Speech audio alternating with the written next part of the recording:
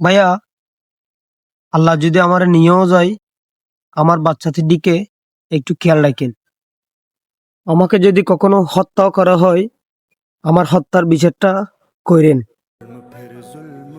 বলছি হাদি ভাইয়ের কথা। আমরা ভুলে গেছি হাদি ভাইকে, যার মুখে শুনেছি আমার নবী করিম সাল্লাল্লাহু আলাইহি ওয়াসাল্লামের শান, যার কণ্ঠে শুনেছি আমার নবী করিম সাল্লাল্লাহু আলাইহি ওয়াসাল্লামের সালাতুস সালাম। হাদি বাংলাদেশের জনগণের পক্ষে কথা বলেছে। হাদিরা একবারই আসে।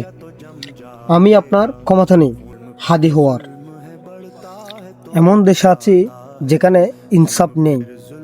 মাঝে মাঝে খুব ইচ্ছে হয় এই দেশ ছেড়ে কোথাও চলে যায়। আমি হাদি হব বলাটা যত সহজ, হাদি হওয়া ততটা কঠিন। হাদি একজনই হবে। হাদি সবাই হতে পারে না।